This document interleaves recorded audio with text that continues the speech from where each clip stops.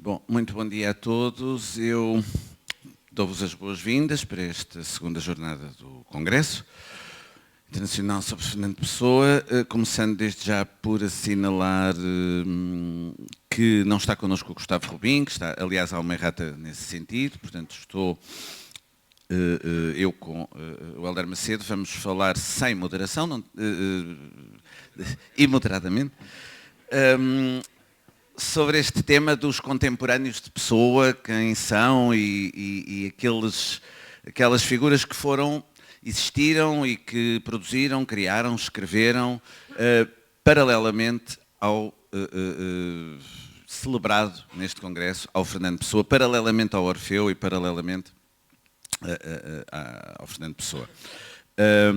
É um ambiente, digamos, eu passaria a palavra ao Hélder Macedo, dou-lhe, digamos, é ele que vai falar primeiro, eu falaria depois, mas estou só a introduzir o tema, portanto é realmente um período que vai desde as últimas décadas do século XIX, a pessoa nasce em 88, portanto apanha realmente a parte final do século XIX e depois as primeiras décadas do século XX, a Primeira República, até praticamente à instauração e já os primeiros anos do Estado Novo, no fundo, é desde a crise do ultimato, de 90 mais ou menos, o ultimato é de 90, portanto a pessoa nasce em 88, todo aquele, digamos, período final da monarquia constitucional, depois a Primeira República, em cheio, que é realmente o período da Primeira República, e depois o início da ditadura e do Estado Novo, que é quando a pessoa morre em 35. É essencialmente são essencialmente essas balizas que nós iremos aqui tentar abordar, pelo menos da minha parte, sem ser exaustivo, eu escolhi algumas coisas, depois também iria ler alguns poemas de outros autores, mas deixaria para a segunda parte e, portanto, dou a primazia ao Hélder Macedo. Passo-lhe a palavra. Hélder. Isto está a andar? É um prazer estar aqui, muito obrigado pela vossa presença, agradeço muito o convite da Casa Fernando Pessoa para ter vindo de Londres, onde está a chover menos do que em Lisboa, e agradeço, através da Clara Riso, o convite e o prazer de estar convosco. E agradeço a vossa presença porque, quando chove em Lisboa, prova-se aquela lei da física que eu aprendi no liceu, que os corpos são solúveis na água, não é? De modo que os que resistiram são heróicos. Ainda bem, muito obrigado. Não é? Quando me convidaram para participar neste congresso, até porque, quer dizer, a obra do Pessoa tem de tal maneira crescido, esse homem consegue milagres que depois de morto tem mais de 5 vezes o que deixou, que a gente soubesse que tinha deixado, eu sugeri que seria talvez boa ideia, e agradeço muito que tenham aceito essa sugestão, falar de alguns dos contemporâneos de Pessoa, não necessariamente os que estavam enfim, na moda no tempo do Pessoa, não aquilo que seria considerado a linha fundamental da cultura portuguesa neste tempo, mas outros marginalizados, tal como de algum modo os modernistas associados ao Orfeu foram. O que aconteceu um bocado é que, dado, enfim, o esplendor da obra de Pessoa e a importância imensa do Orfeu para mudar as percepções e, de certa maneira, enfim, os parâmetros da literatura portuguesa, mostrando, provando aquela máxima do Eliot, que o presente modifica o passado, não é? Houve um esquecimento considerável de outros escritores tão modernos e, por vezes, tão modernistas quanto foram os do Orfeu. E há sempre o perigo, que não acontece aqui necessariamente, mas pode acontecer, de que esse primeiro terço do século XX, olhado retrospectivamente, se torna assim uma espécie de monocultura do subdesenvolvimento. Ou seja, produz bananas, cacau e pessoa. Não chega, há mais. Há muito mais do que isso. E alguns dos escritores que foram marginalizados pela memória histórica são talvez lembrados não pelos seus aspectos mais criativos e mais interessantes e mais originais, mas por outras circunstâncias em que os associam com o menos interessante da literatura portuguesa desse tempo. É engraçado, por exemplo, que o Oxford Book of Portuguese Verse, feito pelo Aubry Bell, que escreveu muito sobre a literatura portuguesa, termina culminando, como se não houvesse futuro a partir daí, com o Eugênio de Castro. Bom, o Eugênio de Castro é um poeta, enfim, meritório, daqueles que sabia tudo de como se devia escrever poesia, mas de facto não merece ser tão lembrado como Camilo Peçanha. É claro que o Camilo Peçanha não cabe nos meus parâmetros desses escritores que devem ser lembrados, porque foi lembrado e perpetuado pelos do Orfeu. Portanto, eu não incluiria o Camilo Peçanha nesse grupo, porque precisamente não precisa. Ele foi adotado pelos do Orfeu. Mas há outros, como Rolo Brandão, por exemplo, cuja visão fantasmagórica, onírica e de transposição da sua própria individualidade em figuras embrionárias que são de algum modo representativas de si próprias, de si próprio, apontam para vias muito próximas, de algum modo, de algumas das coisas que foram feitas, não só pelo Pessoa, mas pelo Mário Sá Carneiro, por exemplo.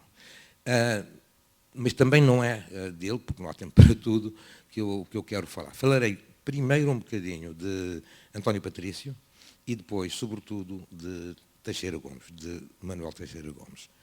Lembrando algumas datas, quer dizer, como o Fernando disse muito bem, quer dizer, esta gente viveu nesse período que ele indicou, mas é importante também lembrar não só as suas datas de nascimento, mas as suas datas de morte, ou seja, quanto tempo estiveram ativos e se mantiveram.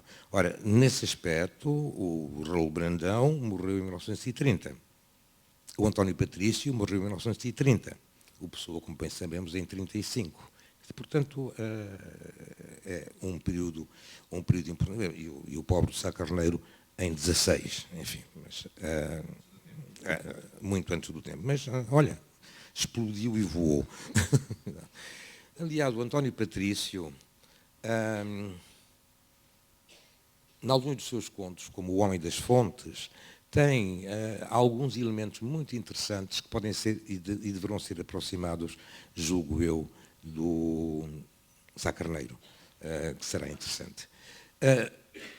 É um caso muito curioso também de várias outras convergências, porque o Patrício, tal como o Peçanha, tinha tido uma vivência chinesa. Ele foi cônsul de Portugal no Cantão e estava a caminho de Pequim quando morreu em Macau.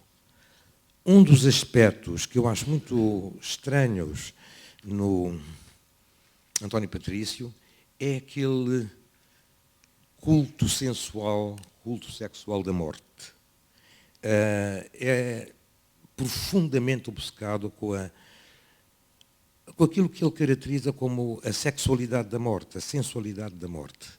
Há um vilancete dele, que, feito muito à maneira quinhentista, cujo mote é: Senhora que me seguis com olhos tão de veludo, sou vosso, sois para mim tudo. A coisa continua e é claro, a senhora que o segue é a morte. O que é talvez o melhor conto dele, Suze, é uma noite de vigília em que ele está a imaginar a morte da mulher amada, que está a ser operada. O Dom João e a Máscara, a peça, não é a Dona Ana, ou a Elvira, ou qualquer das mulheres que o Dom João procura, mas é a morte através dela. Elas são a máscara da morte. O Pedro Cru, como é evidente, é um exercício em necrofilia. Eu não gosto muito de fazer relações biográficas, das circunstâncias biográficas com aquilo que as pessoas escrevem. Mas é curioso que o António Patrício, que nasceu no Porto, numa família, enfim, classe média, ou ou gente, pelo menos com algum dinheiro, o pai era dono de uma agência funerária. E ele, Patrício, estudou medicina, onde, portanto, se lida com a morte, mas nunca exerceu, escreveu em vez disso. Enfim, portanto, essa presença obsessiva da morte, que o aproxima bastante, julgo eu, por um lado do Raul Brandão, mas, muito fundamentalmente, julgo eu, de Sá Carneiro, e que está muito presente. As coordenadas literárias do Patrício são, enfim, muito ex do tempo, como são também muitas do Pessoa. E há pelo menos 2 autores mestres que eles têm ambos em comum, que são o Shakespeare, que o António Patrício dizia que sabia de cor, aquele encantador que eu sei de cor, dizia ele, referindo-se a Shakespeare, e faz sempre referências a Shakespeare. E tem além disso, o que eu acho que é a melhor tradução de uma fala de Shakespeare, no Ricardo II, o rei deposto, depois do mundo estar esvaziado, tem a frase "Nothing can we call our own but death". E a tradução de Patrício é perfeita. Bem nossa, só a morte. É brilhante. O que eu considero ser a melhor obra do António Patrício é a peça Dinis e Isabel, que é perfeitamente extraordinária, que é, pegando, enfim, na história de Dom Dinis, da Rainha Santa Isabel, por o homem Dinis com ciúmes de Deus, ciúmes sexuais de Deus. Uma peça prodigiosa, extremamente bem organizada, de que eu vou ler o preâmbulo que o António Patrício escreveu. Diz ele: Dinis e Isabel é um conto vitral em 5 atos. Nada de história e quase nada de lenda. Só o milagre das rosas é motivo. É uma pequena tragédia toda íntima, sem indicações de costumes ou cenários, mais que os estritamente indispensáveis para situar um drama de consciências. A ação finda no 4º ato. Ecoa em tragédia estática no 5º. Chamei-lhe em subtítulo, à shakespeariana maneira, Conto de Primavera, porque me pareceu resumir assim a intenção toda lírica do conto. Dar, dramatizada, uma versão de livro de horas, o sonho de alguém que uma manhã de primavera entrasse numa igreja e adormecesse sob a influição fulgurante dos vitrais. Não preciso de lembrar que o Fernando Pessoa escreveu uma coisa chamada O Marinheiro, onde é evidente, tanto num caso como no outro, a influência de Maeterlinck é evidente, a influência de Maeterlinck sobre Patrício e sobre o Marinheiro de Pessoa. Mas há aqui uma evidente convergência que eu acho que seria talvez interessante que os pessoanos que olham por vezes para a exclusividade do drama estático, O Marinheiro, lessem a peça de António Patrício, que merece de facto ser lida. Não sei se mudo já para o Teixeira Gomes. Nesse caso, eu iria falar depois. Desculpa. Estamos habituados a dizer que normalmente é o mesmo microfone que circula. Antes de passarmos a outro autor, eu trazia algumas notas sobre o Patrício, mas também não era um autor que eu iria explorar tanto, por isso atalho de foice e trago aqui poemas. Este Vilancete da Morte, vou começar por lê-lo.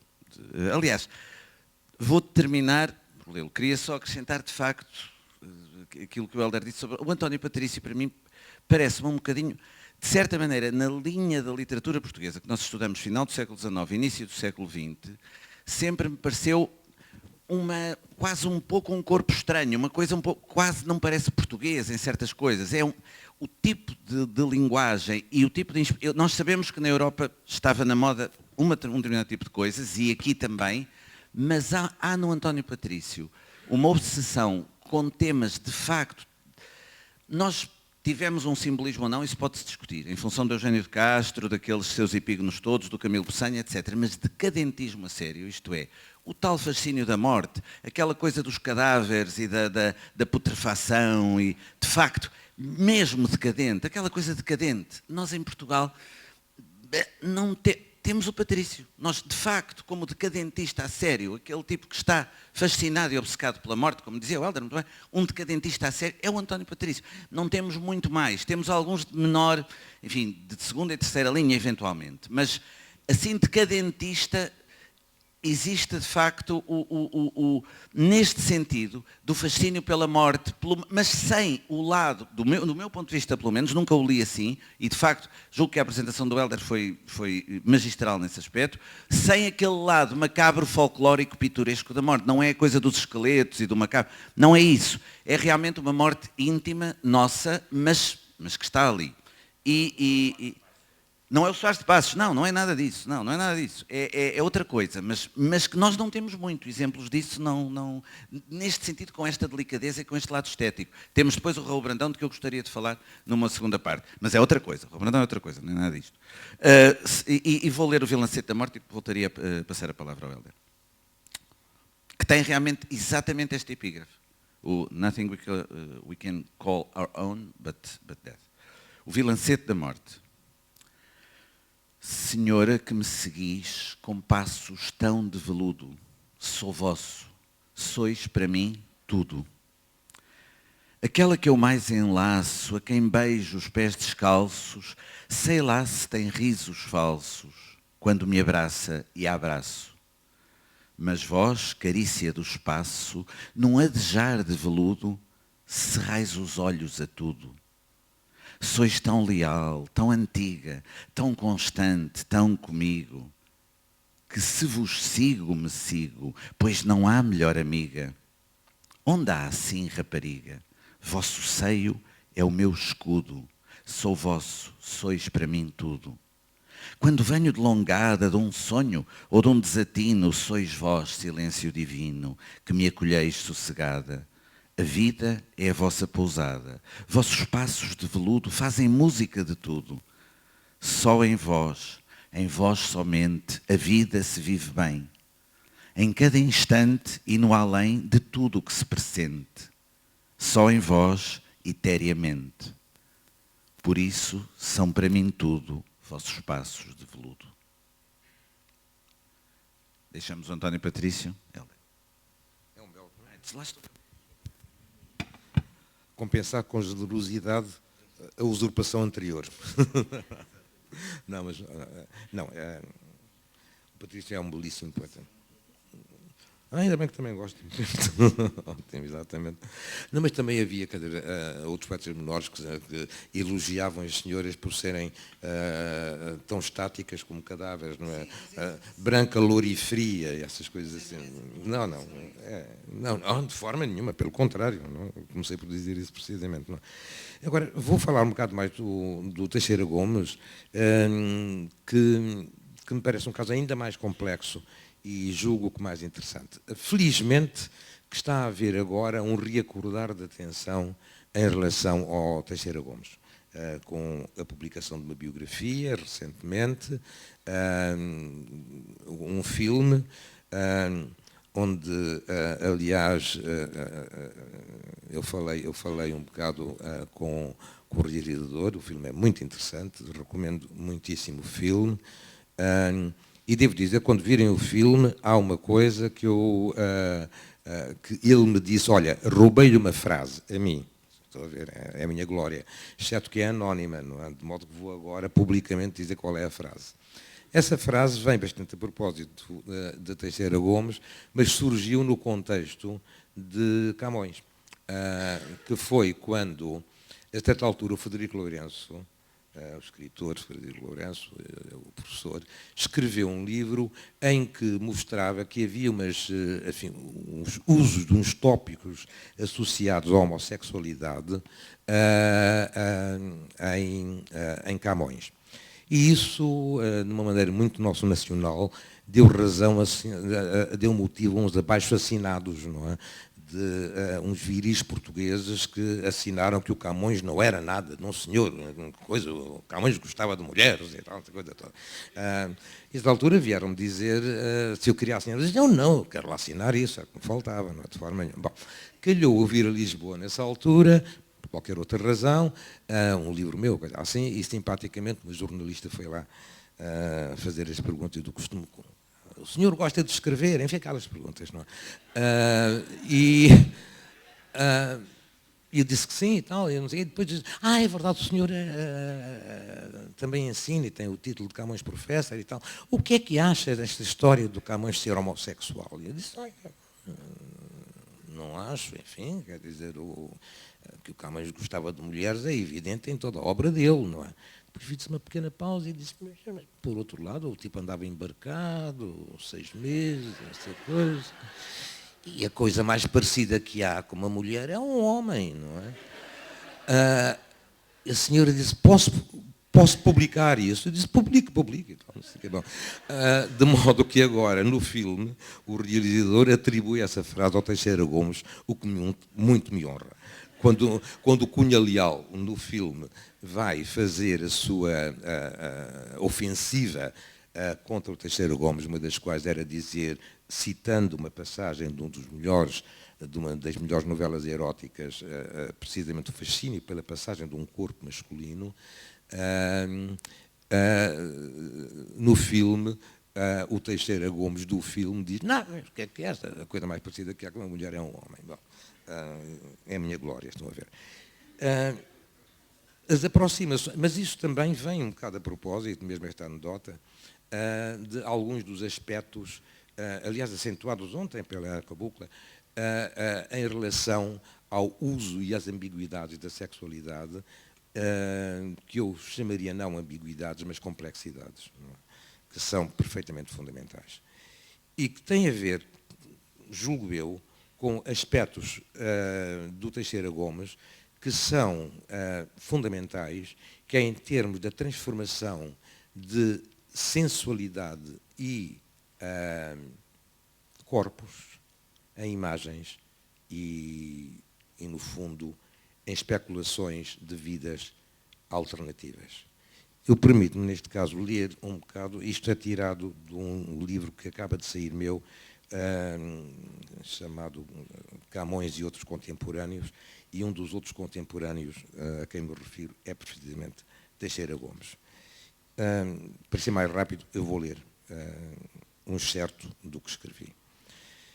O Teixeira Gomes, como sabem, tem 3 vidas. A sua primeira vida como escritor realista e um senhor rico, a sua segunda vida como político, que esteve na Inglaterra e foi fundamental em muitíssimos aspectos, e a sua terceira vida em que se exilou e passou 15, 16, 18 anos, lá o que é que foi, no norte da África, viajando de vez em quando de autocarro. Ele, que enquanto estava em Londres, se instalou no Hotel Carlton, de que o cozinheiro residente era o Escoffier, nem menos, não é? Passou a viver quase pobremente no norte da África, escrevendo e contemplando.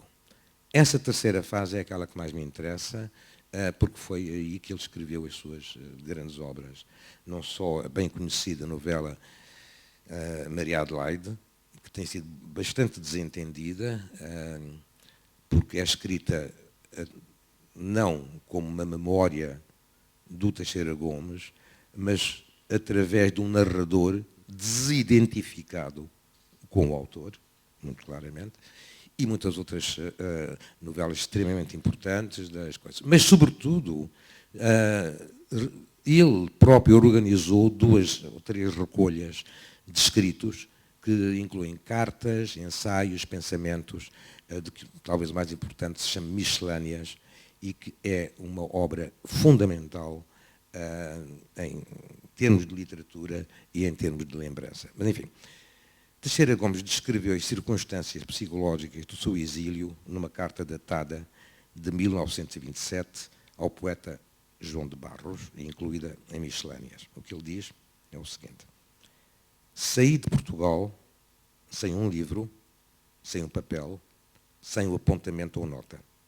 Nada que de longe ou de perto recordasse o antigo literato ou político. Abri na vida uma página perfeitamente em branco. Depois, mais adiante diz. Olho para o céu, para o mar, para as montanhas, para a paisagem, com a encantada curiosidade de um ressuscitado. Vou consumindo, à semelhança de certos animais que hibernam, a própria enxúndia. E repito, invariavelmente, ao fim de cada dia, esta já ninguém me tira. E depois sugere uma implícita sequência lógica quando acrescenta. Note que eu era sonâmbulo em pequeno e sempre tive, acordado, facilidade de desassociar a inteligência da sensibilidade. O desdobramento da própria personalidade em ator e espectador posso provocar a meu belo prazer e, sem o menor esforço, nos passeios solitários, se me arma o teatro da alma. O pano sobe e a representação começa. O que eu sugiro é que ao pessoano drama em gente corresponde em Teixeira Gomes o teatro da alma. Fernando Pessoa, nos seus heterónimos, foi também ator e espectador de si próprio. Recordar e imaginar, como bem sabemos, são processos mentais muito semelhantes. Ambos são ficções. Uma permitindo que aquilo que aconteceu pareça ter sido imaginado e a outra possibilitando que aquilo que se imagina pareça ter acontecido. Noutra carta, também de 1927, que escreveu ao António Patrício, de quem ele era amigo, e também incluído em Miscelâneas, Teixeira Gomes faz várias considerações sobre viver no passado como um modo de preencher um presente em que teria desejado habitar o futuro. Nesse contexto, exemplifica o seu pensamento com uma referência a Cartago, que já não existe na paisagem onde o lugar persiste. E refere-se aos mitos em termos que relacionam a sua intemporalidade com a memória de experiências por si próprio vividas. E então diz o seguinte: tal a magia dessa antiquíssima invenção a que chamam mitos, e reside na consciência da sua aplicação, perenemente atuais, no decorrer dos séculos, para a humanidade inteira. Quantas vezes o verifiquei em lances da minha própria vida. Um dia lhe vou contar uma história que sebejamente justifica o meu juízo. O grande amor da minha vida, à semelhança de todas as paixões veementes e sinceras, não foi e não podia ter sido feliz. E dava uma linda novela que só teria o defeito de parecer inverossímil. Teixeira Gomes não escreveu logo essa linda novela, tal que teria o defeito de parecer inverossímil, mas, como também diz noutro contexto, em Miscelâneas, nem sempre a verdade é verossímil. Sendo assim, noutra carta, António Patrício manda-lhe essa novela em forma de carta, que está publicada em forma de carta nas novelas eróticas, com o título A Cigana, que é uma história estranhíssima, que é uma experiência alucinatória com essa mulher que de algum modo rejeita, e ele, a personagem da história, vai sonambulatoriamente ter um encontro erótico sexual com uma cigana estranhíssima, e no dia seguinte, na manhã seguinte, quando reencontra a sua casta noiva, o comportamento da noiva é totalmente diferente, como se tivesse passado essa noite feita cigana com ele. Portanto, há uma transposição de troca de identidades entre essa mulher amada e a mágica cigana, que seria ou não seria, a deixar de ambíguo, com ela intermutável. A inverosimilhança foi transformada numa alucinação, em que o fantástico adquire existência física e expressão sexual.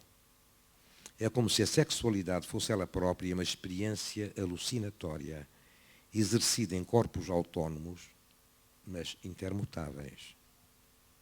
Mas Teixeira Gomes não reduz os corpos a meros objetos do desejo. Se alguma coisa, em vários outros escritos, condena quem o faça.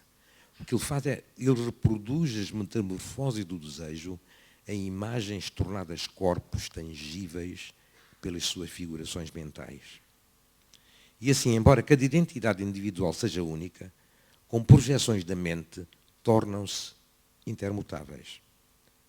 Esse processo é dramaticamente exemplificado noutra carta a António Patrício, onde estabelece uma complexa relação entre a nudez carnal e a sua transmudação na escultura clássica e renascentista, antes de contar uma experiência alucinatória que ele teve.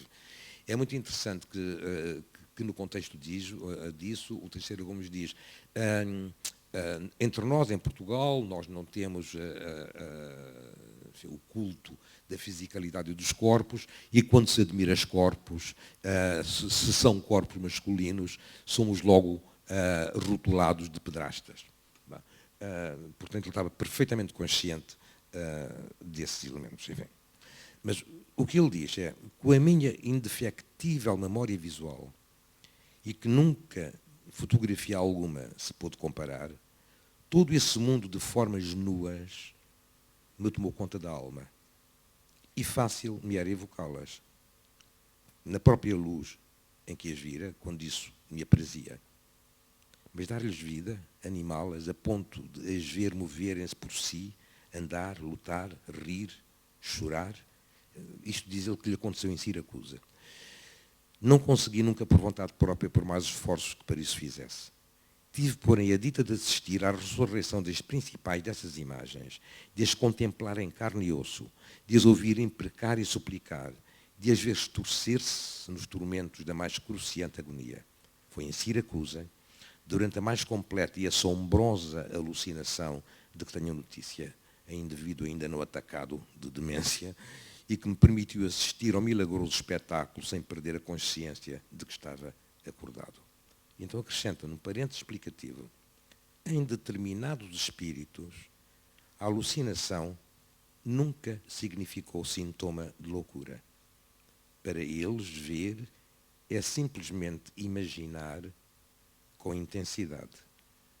Nesses espíritos, as ideias tomam facilmente a representação ou existência objetiva. Eu creio que o Fernando Pessoa teria lucrado em ter lido isto e o Teixeira Gomes em ter lido Fernando Pessoa. Porque esta extraordinária caracterização dos processos originatórios da mente permite relacioná-los com a dissociação da inteligência e da sensibilidade. Isto agora sou eu a dizer. E o consequente desdobramento da personalidade em ator e espectador naquilo que ele designou precisamente o teatro da alma. Ora, o tratamento de alucinação, o Pessoa descrevia-se evidentemente como histérico, neurasténico, etc. Todos esses rótulos que serviam para, no fundo, explicar esses processos mais ou menos alucinatórios. Inclusive, brincou com ideias quase alucinatórias quando inventou a história de ter criado o Alberto Queiro, não é, junto da famosa Cómoda e tudo isso. Não terá sido assim, mas a veracidade de ele imaginar que possa ser assim é extremamente importante como um ato alucinatório tornado em narrativa e tornado corpo e tornado pessoa. Mas essa relação com a alucinação torna-se ainda mais significativa quando entendida à luz do pensamento filosófico do meu querido e velho amigo Fernando Gil, que Teixeira Gomes parece antecipar. No seu Tratado de Evidência, Fernando Gil estabeleceu uma extraordinária relação fundamental entre evidência e alucinação. A evidência, self-evident, como dizem os ingleses, não precisa de prova. É uma coisa em si própria. E as alucinações, por seu turno, não permitem prova. são aparências de coisas em si, como diz o Fernando, nascidas da intolerância, da frustração e do desejo. Portanto, como processos mentais, são idênticos.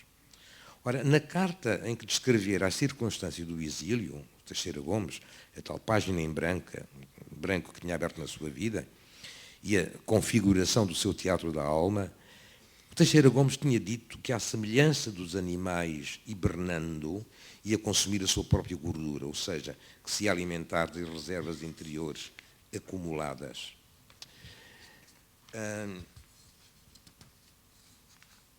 O que é que eu fiz com o resto disto? Queria só dar aqui uma... É que não conhecia este fragmento do Manuel Teixeira Gomes, e muita gente certamente que não, e aquilo que foi lido aqui pelo Hélder poderia ter sido escrito num fragmento do Fernando Pessoa, aquele sobre as imagens e alucinações que se tornam reais. O livro do Desassossego está cheio de passagens desse género. O que significa que há realmente relações que nós, à primeira vista, não estabelecemos. Agora, se me acabar, Sim, sim, sim. Era só para...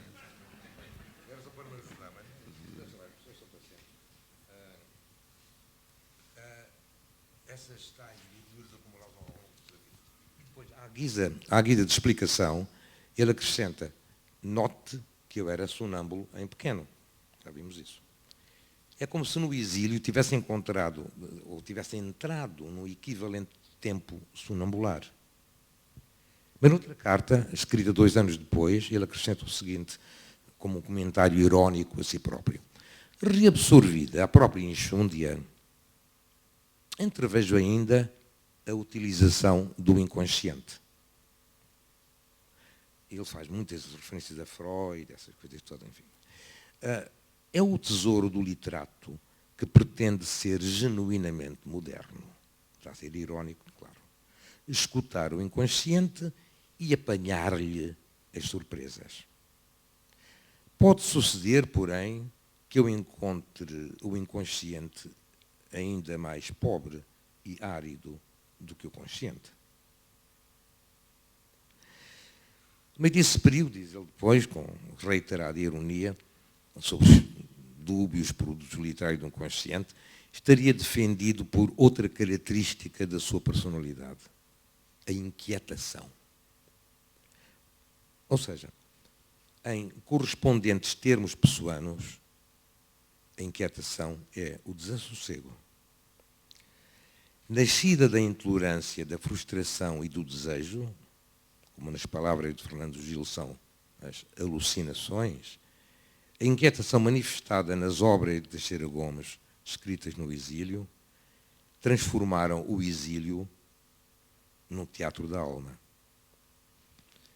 E, de algum modo, o que ele escreveu no exílio, que deve ser considerado como um conjunto, que inclui as novelas, que inclui a miscelânea, que inclui os regressos, são uma espécie de livro do desassossego, inteiramente diferente, como é evidente, mas onde o factual, o mítico, o onírico coexistem como manifestações complementares da imaginação e da memória. É muito importante, julgo eu, que esqueçamos um pouco os géneros literários. E quando se leu nas miscelâneas uma carta, ou se lê uma das novelas eróticas, pensemos que isto foi tudo escrito neste exílio e que forma um conjunto. É maravilhoso, é ótimo que esteja hoje em dia a redescobrir o Teixeira Gomes, o político, o homem da ação, o sensualista, todos esses aspectos. Mas ele merece e exige, quanto a mim, uma visão de conjunto de leitura em que o coloca, julgo eu, na vanguarda da literatura portuguesa, onde também está Fernando Pessoa.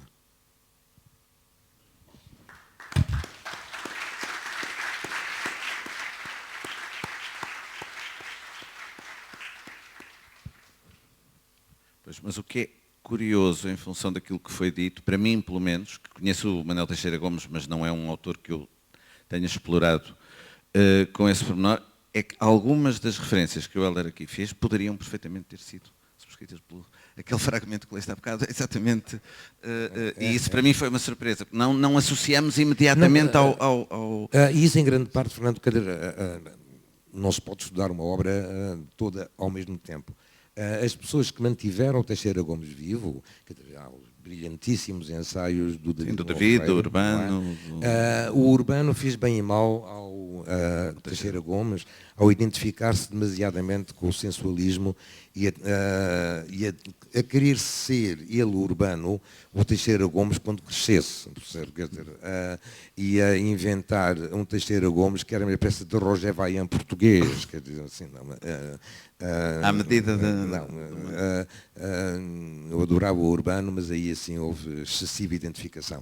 E isso oblitou... E outra coisa também, esta profunda confusão, quando se pega na Maria Adelaide e não se lê a primeira página em que ele diz: esta história, diz o autor, esta história foi-me contada pelo Ramiro Dares, um sensualista com pouca educação, não sei o que mais.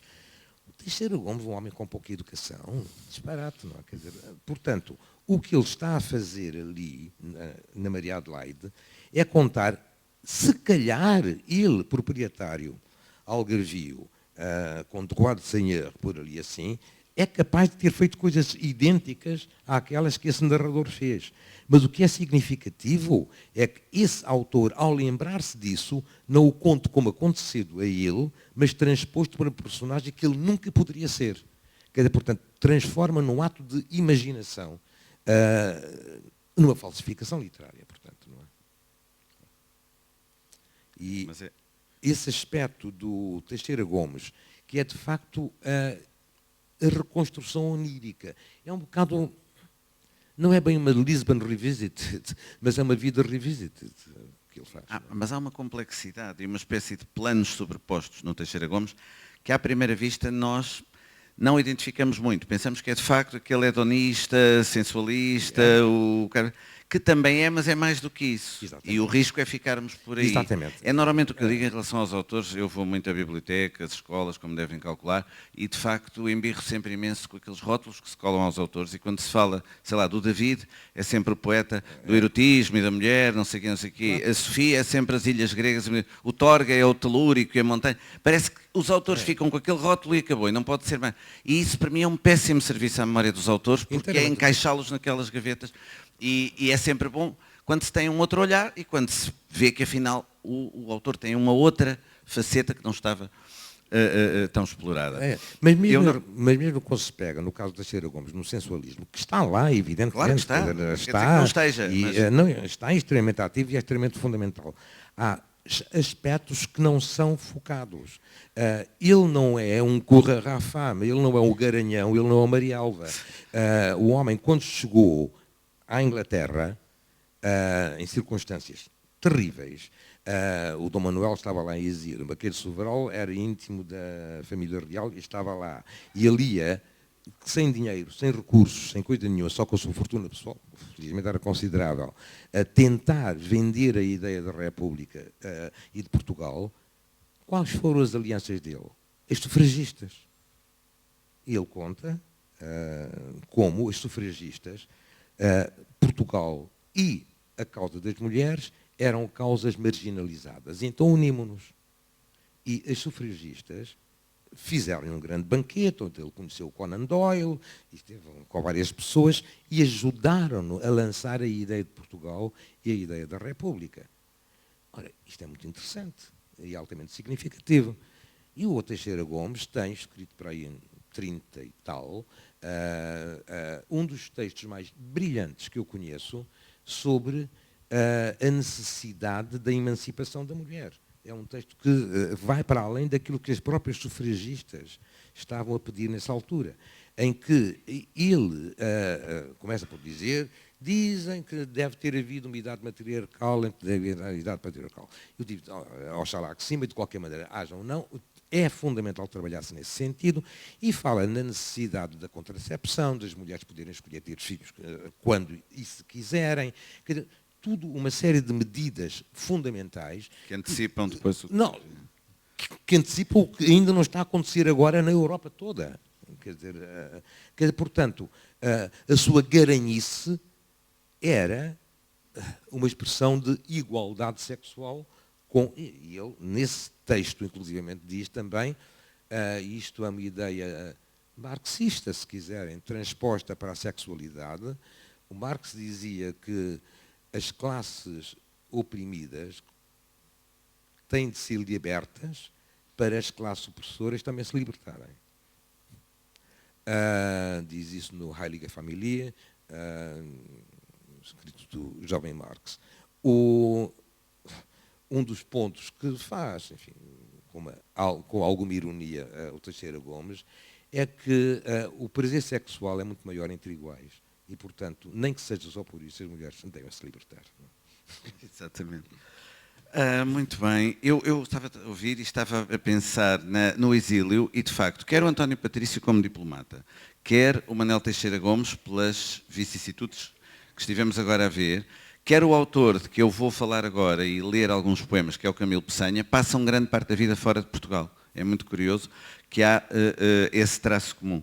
O Camilo Peçanha, quando vai para Macau, é também sem levar nada, com uma mão atrás e outra à frente, como se costuma dizer, na sequência de um nascimento considerado ilegítimo, de uma infância, nesse sentido, marcada por um estigma que naquele momento em que o Camilo Peçanha nasce é difícil de aceitar, porque ele é filho de uma governante, uma empregada, de alguém, de um homem de uma classe claramente superior, nesse sentido, que depois mais tarde vem a reconhecê-lo e tal, mas não tem essa relação paternal direta.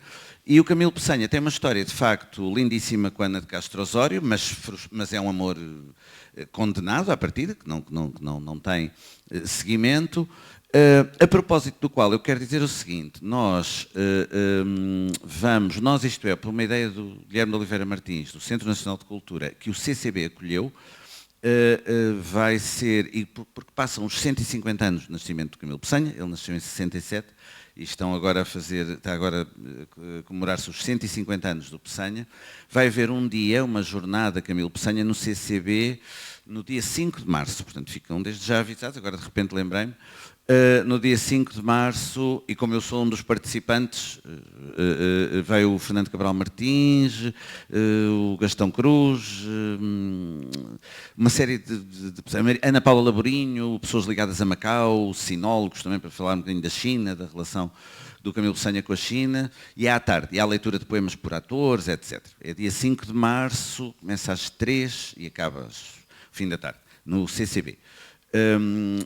Sobre o Camilo Peçanha, mas desculpem este parênteses, mas já agora, e o Camilo Peçanha, de facto, tem ali há ali umas relações que nós podemos estabelecer do ponto de vista da linguagem, do ponto de vista da musicalidade, do ponto de vista de qualquer coisa que os aproxime. Isto é uma tese antiga, mas é importante sublinhar, quando se fala de modernismo e quando se fazem congressos sobre Fernando Pessoa, o Orfeu, etc., nós termos a noção de que, de facto, o modernismo não aparece do vazio, não aparece do nada, é a tese já defendida em longos ensaios e textos, por exemplo, do Fernando Guimarães e de outros autores, que é, de facto, de que o que nós chamamos o modernismo vem na sequência de uma reflexão e de um aprofundamento da linguagem que é proposto pelos simbolistas, isto é, o modernismo, e tanto que modernismo e simbolismo, noutras culturas e noutras literaturas, têm, por vezes, significados muito próximos.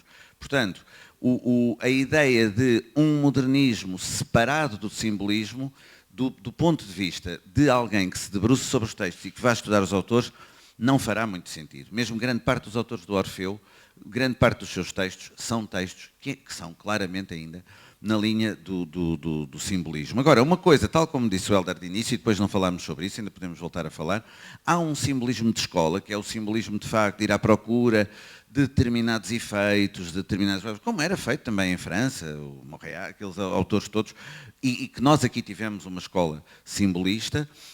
E depois há fenómenos que são difíceis de classificar, porque ele nunca pertence propriamente a uma escola nesse sentido, é um fenómeno à parte, que é o Peçanha. O Camilo Peçanha, de facto, se não fosse Ana de Castro Osório, nós nem teríamos provavelmente acesso aos poemas.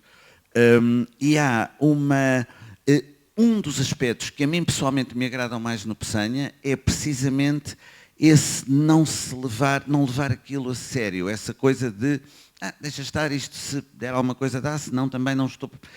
A vida, digamos, ele de certa maneira despede-se da vida. Quando ele vai para Macau, ele passa a ser quase que póstumo em relação a si próprio. Ele poderia na altura ter, como era muito comum na altura, ter tomado uma outra decisão e não ter ido para Macau, nem ter ido para lado nenhum, ter-se, por exemplo, suicidado, mas não, ele vai passar o resto da vida em Macau, numa vida que já é uma outra vida, tal como o Teixeira Gomes, há pessoas que de facto têm várias vidas, e ele quando vai para Macau vai já desiludido, desencantado em relação ao amor que tinha tido aqui, vai, digamos, ser conservador do registro comercial ou predial, para ter um cargo burocrático em que de facto que sobrevive com esse cargo, mas do ponto de vista daquilo que é o impulso vital, ao contrário de Manuel Teixeira Gomes, por exemplo, mas desse ponto de vista, isto é só um ponto de vista pessoal, agora aqui deixem-me só, mas é provavelmente muito discutível, mas do meu ponto de vista o Camilo Peçanha há ali uma parte do Camilo Peçanha que fica morta, digamos, fica de certa maneira desvitalizada, como nós dizemos, quando um dente é desvitalizado, perdeu ali o nervo, o Camilo Peçanha quando vai para Macau há ali uma zona dele que morreu, e depois a poesia subsequente e tudo o que ele vai...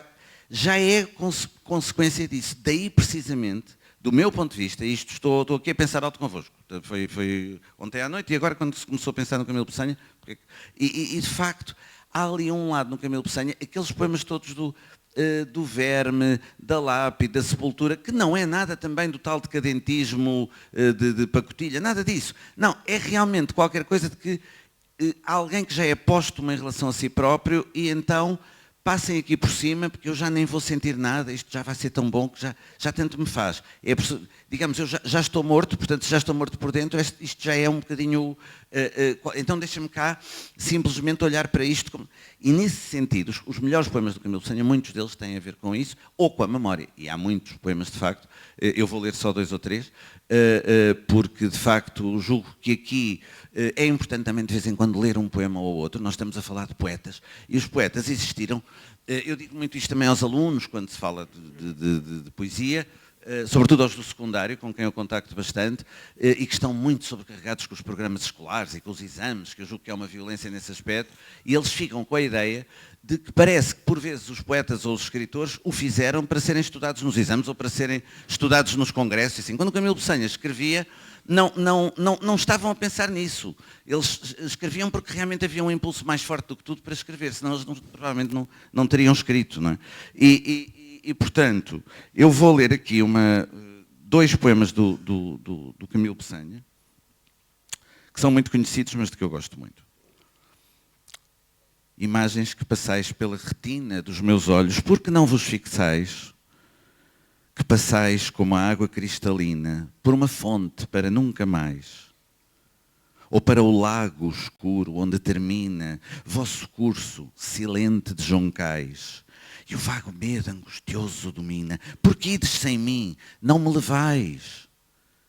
Sem vós, o que são os meus olhos abertos, o espelho inútil, meus olhos pagãos, aridez de sucessivos desertos. Fica sequer, sombra das minhas mãos, flexão casual de meus dedos incertos, estranha sombra em movimentos vãos. E um outro, muito alusivo à época do ano que atravessamos, floriram por engano as rosas bravas no inverno, veio o vento desfolhá-las. Em que cismas, meu bem, porque me calas as vozes com que há pouco me enganavas? Castelos doidos, tão cedo caístes, onde vamos, alheio o pensamento, de mãos dadas. Teus olhos, que um momento perscrutaram nos meus, como vão tristes. E sobre nós cai nupcial a neve, surda em triunfo, pétalas de leve, juncando o chão na acrópole de gelos. Em redor do teu vulto é como um véu. Quem as esparze, quanta flor do céu, sobre nós dois, sobre os nossos cabelos. Estes poemas de Peçanha, de facto, são esta junção toda dos sentidos, todo o ambiente que ele cria, mas que não é para criar ambiente, é porque é mesmo assim, aquilo faz parte dele. E nesse aspecto, é um fenómeno que eu julgo que é único. Nós não temos não teve seguidores, de certo modo não teve seguidores. Não sei se queres acrescentar alguma coisa sobre o Peçanha. De acordo. É um imenso poeta. O que tu disseste, que os rótulos literários são sempre precários, não é? Porque há continuidades, há evoluções. É claro que, sim senhor, é útil dizer que o Peçanha é um simbolista, mas também se podia dizer que há simbolismo no Patrício, por exemplo, e que esse culto da morte está também no presente no Peçanha, claro, muito profundamente, não é? Mas e o Peçanha, quando está em Macau e que se despede depois há ali um lado de viver o resto da vida já de outra maneira, já é uma vida póstuma. Mas é uma forma de erotismo também. É uma forma de erotismo que tanto o Patrício como o Peçanha têm, nesse aspecto, não é? Eu gostava agora de te ouvir dizer alguma coisa sobre o Raul Brandão, não é? Sim, o Raul Brandão vai ter uma... O Raul Brandão é um autor que, desse ponto de vista, corresponderá àquilo que nós não tivemos também em Portugal organizadamente, mas que seria uma forma, e lá está, os rótulos, mas aqui não é bem um rótulo, nem é uma escola literária, é qualquer coisa que nós podemos pessoalmente associar ou não a um autor. Para mim, eu vejo muito o Raul Brandão como a junção de opostos, o grotesco e o sublime, o traço grosso de qualquer coisa muito local, muito popular, muito das praias do norte de Portugal ou de Guimarães, e ao mesmo tempo reflexão metafísica sobre Deus e a morte e tudo. Nesse sentido, eu considerá-lo-ia, com todos os cuidados que esta palavra pode ter, mas do meu ponto de vista é um bocadinho um expressionista à maneira portuguesa, que nós não tivemos a expressionismo, digamos. Mas do meu ponto de vista, o caráter de, por um lado, descrições muito cruas, muito vitais. Se nós virmos as personagens do Raul Brandão, as personagens populares, aquelas velhas de Guimarães, aqueles palhaços tristes e terrivelmente... que são de qualquer coisa, desculpem o termo mesmo, por um lado, de fazer rir do ridículo, do patético. A palavra patético aqui acho que se aplica muito bem a algumas figuras do Raul Brandão. E ao mesmo tempo, o sublime no grotesco. Eu acho que o Raul Brandão consegue fazer isso, que é dificílimo. Pode cair no ridículo, num caso ou noutro, isto é muito difícil fazer isto sem cair no ridículo, que é juntar o sublime com o grotesco. E, de facto, o grotesco, não mais grotesco tem, porque aquelas figuras do Raul Brandão, se nós lermos o Humus e o Palhaço e aqueles textos todos de lá muitas vezes, de facto, da zona limítrofe das praias a norte do Porto e depois de Guimarães e das cidades e vilas do Minho e do Douro, são absolutamente grotescas, isto é, são figuras mas ao mesmo tempo o seu sublime está no seu ridículo e no seu patético. É quase impossível nós também não nos comovermos com aquilo, com o palhaço que de facto chora, que se vai matar, com aquelas velhas que passam a vida, mas que ao mesmo tempo têm vidas frustradas e terrivelmente... Inteiramente de acordo. Mas agora, há dentro dessas características... E depois um lado social, e há o lado social do Raul Brandão. Mas há outro aspecto, que é também da transposição do eu, não é?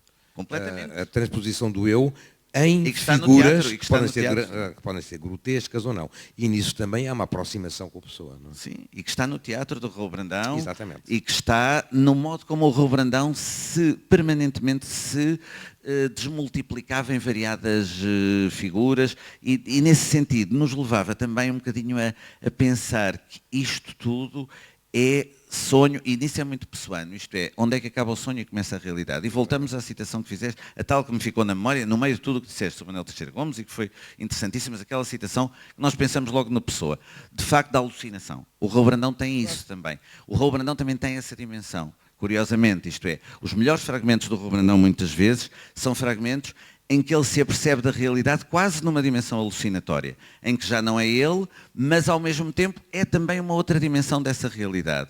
E, ao mesmo tempo, o poder da palavra. Eu trago aqui um ou outro fragmento do Humus que queria aqui partilhar convosco, e há uma ou outra coisa que também quase nem parece, poderia ter sido escrita por um modernista ou por um simbolista. Este sobre a palavra, por exemplo, agora também já estou como estou, agora também tenho que o encontrar, mas, é este.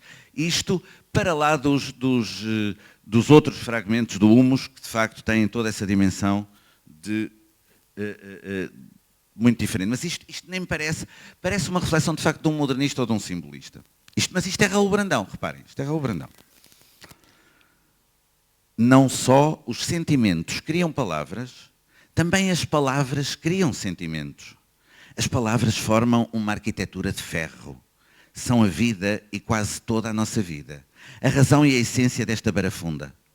É com palavras que construímos o mundo. É com palavras que os mortos se nos dirigem. É com palavras, que são apenas sons, que tudo edificamos na vida. Mas agora que os valores mudaram, de que nos servem as palavras? É preciso criar outras, empregar outras, obscuras, terríveis, em carne viva, que traduzam as cóleras, o instinto e o espanto. Mas se tudo são palavras e de palavras nos sustentamos, o que nos resta afinal? Gritos em frente de gritos, instintos à solta. Fica a morte à solta e o instinto à solta. Ficam os mortos de pé. A corte que não queríamos ver, erguida como o vento ergue a poeira, até aos confins da vida. Isto é Raul Brandão no seu melhor. Isto é, a importância da palavra, que isto é que não estamos à espera no Raul Brandão. Esta reflexão de dizer, não, parece aquela conversa do Mallarmé e do Degas. Não, eu faço os poemas é com palavras, não é com palavras. Ou seja, isto é muito modernista. Num certo sentido, é muito modernista, é muito moderno. São as palavras, o material são as palavras, não é outra coisa. Agora, depois é muito Raul Brandão esta parte final, não é? É preciso criar, e depois as cóleras, o instinto e o espanto. Fica tudo à solta. Este traço grosso da coisa, este patético, isto é que é muito Raul Brandão e nesse aspecto é muito ele. Nós não tivemos na literatura portuguesa outro fenómeno assim também. É completamente único nesse aspecto. Este assombro da coisa. Mas que não é um assombro já tipificado num determinado modelo. Não, é de facto fruto de uma experiência muito enraizada no povo, no social, e depois há este outro lado do Raul Brandão, que é importante, dos pescadores e do lado social, que também é importante, mas claro que o Raul Brandão, que a mim me interessa mais, é o tal que faz as pontes com o modernismo, é este da importância da palavra, mas não uma palavra dessurada, asséptica, sem nenhum... Não, é a palavra, mas a palavra mergulhada no instinto vital, a palavra mergulhada na tal cólera, no tal espanto, no tal assombro. E é esse assombro de estarmos vivos que eu julgo que o Raul Brandão não perde, nesse aspecto muito diferente do Peçanha, de facto, não tem nada a ver. O Peçanha, do meu ponto de vista, fica em Macau digamos, ficam qualquer coisa ali a boiar, um bocadinho passado, e depois são aquelas longas tardes e noites onde ele ia fumar ópio, e o Peçanha estava claramente, seria hoje um junkie, completamente, é o ópio, é completamente o ópio. Já era nessa altura. Já era. E portanto, é completamente, o Raul Brandão não, o Raul Brandão mantém aquele espanto, o instinto, essa coisa ávida, e ao mesmo tempo muito comovida e muito patética, no bom e no mau que o patético tem, porque patético é uma palavra que tem, pode ter um sentido positivo e depois um sentido quase do tal grotesco. Desculpa. Mas eu acho que, não, por amor de Deus, eu acho precisamente que mostramos, porque não se está à procura de semelhanças, está à procura de convergências. Isso é que me parece, talvez, importante naquilo que foi dito sobre estes autores aqui assim, é a complexidade desse tempo. E reparem, saímos, tanto o Fernando e eu, dos autores que eram considerados os sim, daquele exato, do Guerra Junqueiro, dos autores do próprio saudosismo, o Pascoais, que é muito importante, obviamente. Exatamente. Portanto, felizmente ainda há trabalho a fazer, não é? Agora não sei, tu que és o coordenador, mas acho que não há coordenador nenhum. Vamos abrir talvez para algumas perguntas. Exatamente, agora estamos mesmo... Não sei se dá tempo. 5, 10 minutos, acho que sim. Sim, lá está. Sim, 3. Sim. Está ali uma senhora, se quiser, não sei se há microfone, acho que sim. E agora é que podemos partilhar. Está ali, está. Está ali. Já está. Bom dia. Na sua relação mística, na sua fase mística, o Fernando Pessoa teve uma relação, não sei quão profunda, com Aleister Crowley. Consta que ele se evaporou ali numa ida à boca do inferno. Alguém sabe algo mais sobre isso? Ou foi uma alucinação? Essa pergunta, a boca do inferno tem... Não me fala da boca do inferno, mas é assim, há de facto, houve muita gente que se suicidou ali, não é? O Guilherme de Faria, lembra-se do Guilherme de Faria? Guilherme de Faria foi um autor dos anos 20, daqueles ali de Guilherme de Faria. Fico com esta referência. Investigo Guilherme de Faria. É um autor muito engraçado, interessante como autor. Suicidou-se ali. Há mais casos, uns antigos, outros recentes. O Aleister Crowley tem um lado de mistificação também. Há pessoas que têm... Ele aproveitava alguma coisa, se aquilo era legítimo ou não, se era... The Great Beast. Aí, The Great Beast. Sim, era um bocadinho... Eu julgo, do meu ponto de vista, mas estou meramente a falar como leitor, nunca investiguei o assunto, mas para mim era o Aleister Crowley, tinha ali um lado um bocadinho de mistificação daquilo, do meu ponto de vista. O Pessoa tinha curiosidade, obviamente, muita curiosidade sobre isso. O Crowley era um cabotino, não é? Mas o Aleister Crowley seria um pouco mais, sim, teria... Não, mas escreveu-se muito sobre isso. Estas histórias estão contadas, quer dizer...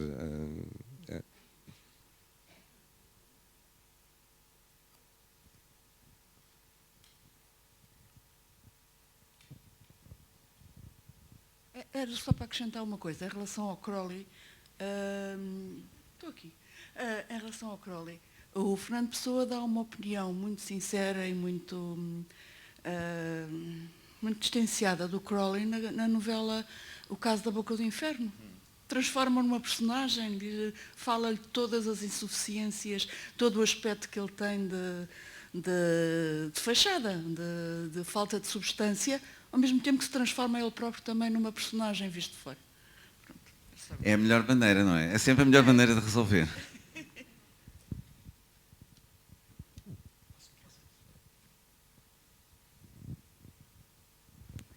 Era só uma nota sobre as convergências que o professor Hélder Macedo falou de uma verdade que não é verosímil. E no poema que foi lido do Camilo Peçanha, fala-se da flor branca que floriu no inverno. E eu lembrei-me de um passo das memórias do Raul Brandão, onde ele às tantas fala de uma flor do jardim que de tão estúpida só deu flor no ano em que secou. Exatamente. Ai, que bom.